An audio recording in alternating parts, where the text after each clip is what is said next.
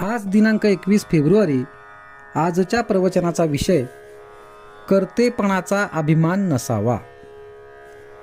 विषयात राहून परमात्म्याची भक्ती होईल का? विषय सोडल्याशिवाय मी भक्ती करतो असे म्हणणे चुकीचे आहे.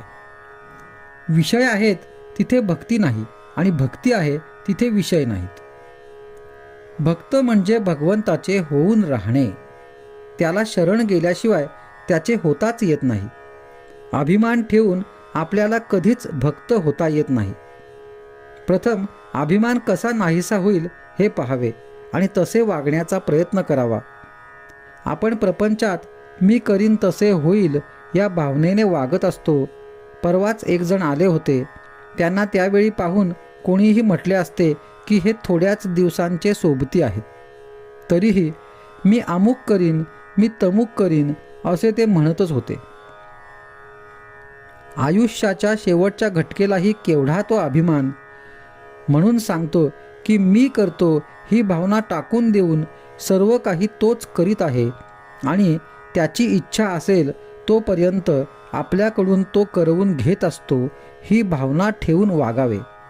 त्याप्रमाणे वागू लागले म्हणजे आपोआपच विषयाची आसक्ती कमी होऊ लागते.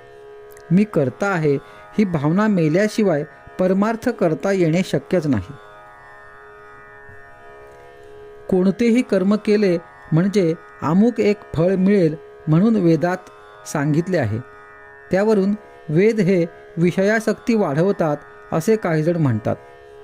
पण वडील माणसे जसे औषध देताना गुळाचा खडा दाखवितात त्याप्रमाणे ते आहे. माणसाने फळाच्या आशेने तरी कर्म करायला लागावे. तो कर्म करू लागला म्हणजे आपोआपच फळावरची त्याची आसक्ती कमी होत जाते आणि पुढे अभिमान जाऊन मी करता नसून तोच करविता आहे असे वाटू लागते. मग तो जे कर्म करील तो देवाला आपोआपच अर्पण होते.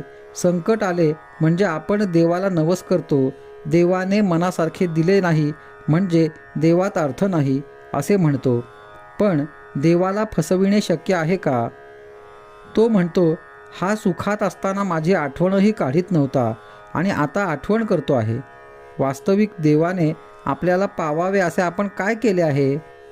म्हणून केव्हाही देवाला फसवू नये, कारण देव फसला न जाता आपलीच फसगत होते.